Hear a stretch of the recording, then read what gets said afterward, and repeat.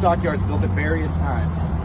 The first building we're going to be talking about was built in 1921 and was a fish market.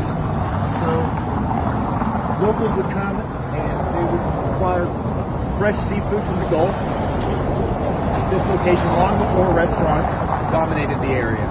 Today, it housed Lonesome Dove, which is where we'll be dining. The next building, this building right here, was built in 1928 and was a stockyards tire shop. So think early wagons, ranch trucks, and just early motorists in general would come here to get their vehicles worked on and serviced conveniently on North Main. Now an extension of Lonesome Dove, the restaurant.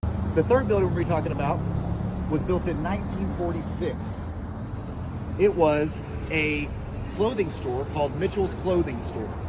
So local stockyards workers working at the meatpacking plants or in the cattle pens or wherever they may work would bring their families here for a reliable place to acquire clothing.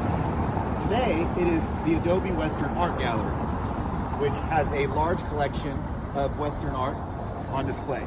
I like to think of Commercial Row as a feast for the eyes and a feast for your stomach.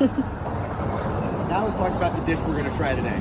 The dish we're trying is going to be Chef Tim Love's foie gras elk sliders with blueberry jam. So the elk in the elk slider has this deep, earthy taste that pairs really well with the contrasted blueberry jam. And on top of all that, you get this velvet finish that gives it a real complex, deep taste. And it's really a wonderful item. And I should know, I worked at Lonesome Dove for about a year, so I've tried everything on the menu, and this item is definitely the best dish on the menu.